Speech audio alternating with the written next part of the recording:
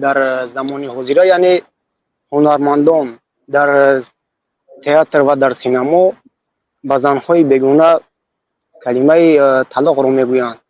اگر این نوار رو زنهای آنها تماشا کند به حیات شخصی آنها دخل دارد یا نه؟ نه، زنی خانگیش طلاق نمیشد، لیکن کلمه طلاق از زبان که برآمد جزا دارد.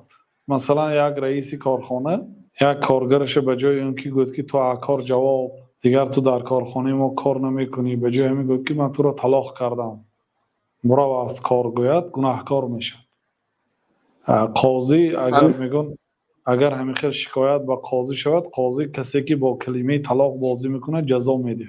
یا مثلا یک آدم میگوید که با فلانی دوستتون هم خوب است، یعنی بسیار وقت دوست بود هر دوش، از اینش اونش پرسید که ما باید بر وقت طلاق شده دیگه هستیم. یعنی کلمه طلاق در غیر مکانش استفاده بردن این گناه است.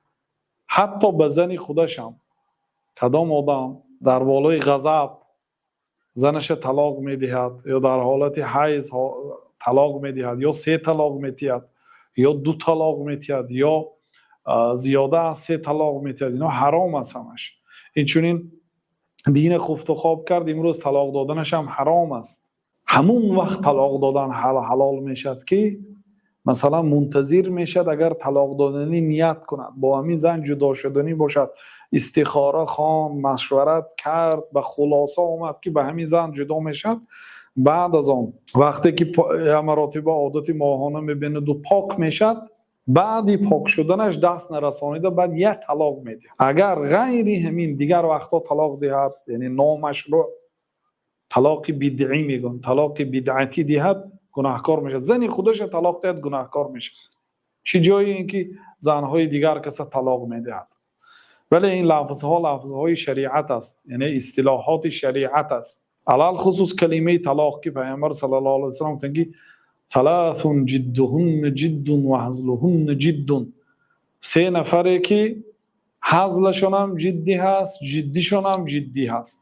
یعنی طلاق شوخی نداره. اگر یک آدم در همین وقتی خوشبختیش زنش گفت که من توی طلاق کردم، گفت طلاق واقع میشه. جدی هزل باشد هم واقع میشه، جدی باشد هم واقع میشه، در حالت غضب هم واقع میشد.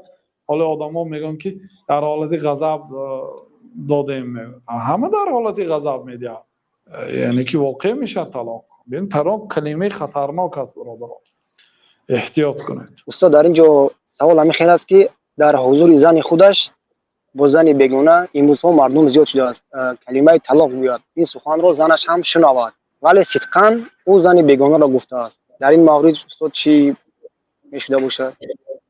یعنی از شما خیلی که میگوید در نقش بازی دارد و زنی بیگانه میگه که من تو را طلاق دادم، میگه درست؟ بله. خطاب به یک زنی بیگانه هست، بله او زنی خودش، زنی که در خانه دارد و طلاق نمیشه.